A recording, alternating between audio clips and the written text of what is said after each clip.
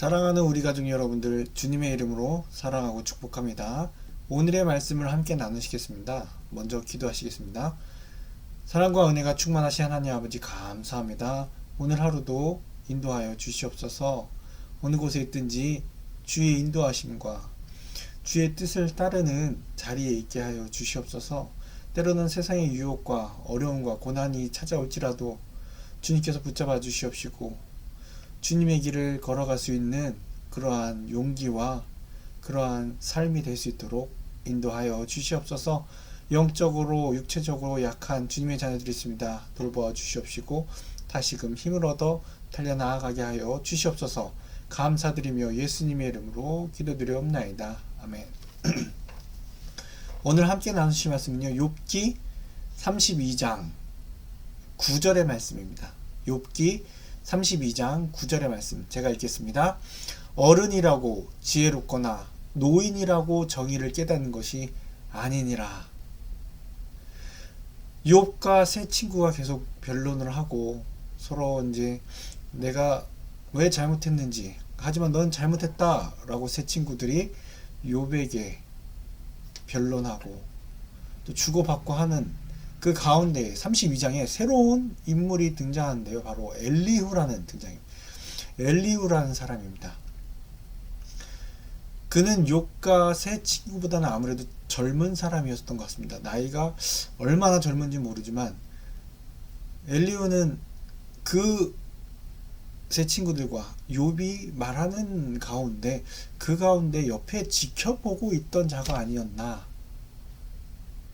그런데 그 가운데서 이 엘리후가 등장하게 된 이유에 대해서 엘리후는 이렇게 말합니다. 분노함으로 내가 이 분노 가운데 말을 하지 않을 수 없다.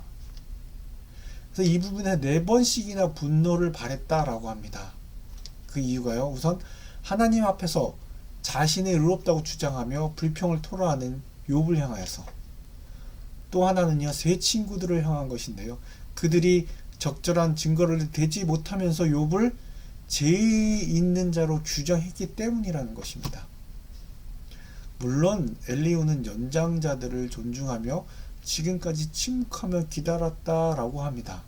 그래서 처음에는 엘리후는 나이가 어리기 때문에 자신의 견해를 밝히는데 부끄러워했고 두려움을 가지고 있었습니다. 왜냐하면 연장자가 더 슬기로운 법이라고 생각했고 주저했기 때문입니다. 그러나 그가 바꾼 이유가 무엇일까요? 그의 생각을 바꾼 이유는 오늘의 말씀처럼 연장자라고, 어른이라고, 노인이라고 정의를 깨닫거나 지혜롭지 않다라는 것입니다. 결국 그가 말하는 건 무엇일까요? 8절에 보면 이렇게 나와 있습니다. 그러나 사람의 속에는 영이 있고 적는 자의 숨결이 사람에게 깨달음을 주시나니. 그가 엘리후가 말하는 것은요, 야 연장자, 물론 그들에게는요 우리의 삶의 더 그 크기만큼이나 우리보다 더 오래 사셨기 때문에 지혜가 있습니다. 하지만 엘리후의 말로는 지혜는 하나님으로부터 나오는 것이다.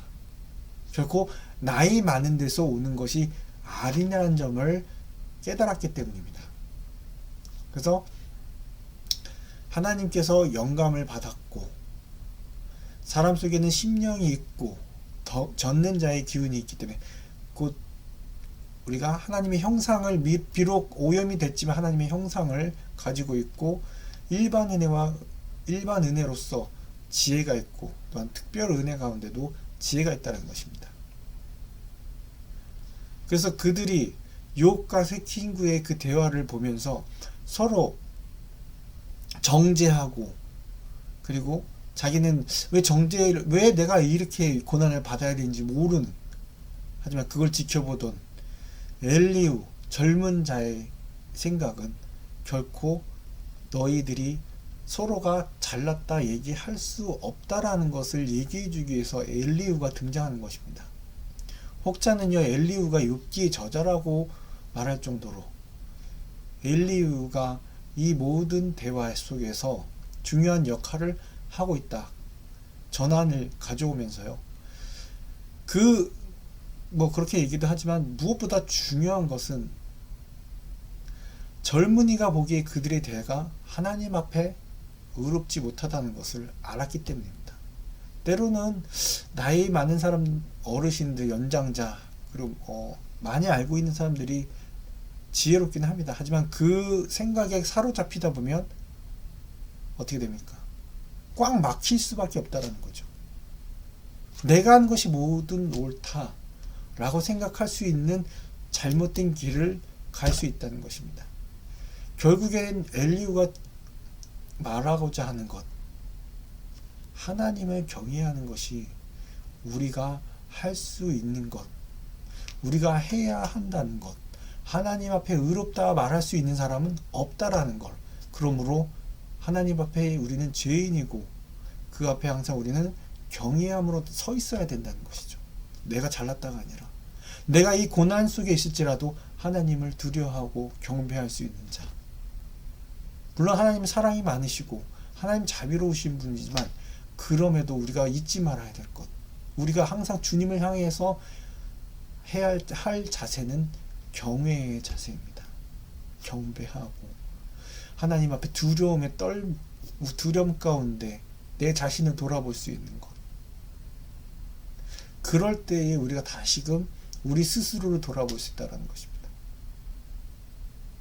내가 이만큼 했는데, 내가 이렇게 잘났는데 왜 내가 이 자리에 서야 되는 건지, 왜 내가 이 고난을 받아야 되는지, 내가 알 수 없는 이 어려움을 당해야 되는 것이 아니라 항상 무엇 때문이 아니라 하나님이 주시는 것, 하나님 앞에 서 있는 자로서 내게 무엇을 위해서 이와 같은 자리에 불러주신 하나님 앞에 겸손히 무릎 꿇고 기도하는 자, 그 모습이 욥과 세 친구들이 가져야 할 모습이고 바로 저와 여러분들이 가져야 할 모습이라는 것입니다. 하나님을 경외하는 그 자리, 경배하는 그 자리, 하나님을 찬양하며 두려움 가운데, 물론 사랑의 하나님이시지만 그럼에도 불구하고 우리가 항상 예배자로서 그 자리에 서는 저와 여러분들이 되길 원합니다. 물론 젊은 사람들, 여기서 젊은 사람들 엘리후와 같은 등장하는 것처럼 나보다 어리다고 해서 무시하는 것이 아니라 그들에게 배울 것은 배우라는, 그 또한 오늘 엘리후를 통해서 배우게 되는 이 오늘의 말씀입니다. 오늘 하루도 모두를 존중하고 또 하나님 앞에 나아가는 저와 여러분들에게 이 시간 간절히 기도합니다. 기도하시겠습니다. 하나님 아버지, 나보다 남을 더 낮게 여기는 자가 되게 도와주시옵소서. 무엇보다 하나님 앞에 선 자로서 하나님을 경외하는, 그가 위대하신 하나님 앞에 내가 의롭다, 내가 잘났다, 내가 뭐든 할 수 있다라는 것이 아니라 그 앞에 납작 엎드려 주님께 손 올리며 경배하며 주님만을 찬양하는 그러한 예배자의 삶을 살게 도와주시옵소서. 모든 것 주님께 의탁합니다. 부족합니다. 그럼에도 불구하고 주님을 찬양하며 주님의 지혜를 구하오니 온전히 우리에게 주님의 생각과 주님의 뜻을 알려주시옵소서. 감사드리며 예수님의 이름으로 기도드립나이다. 아멘.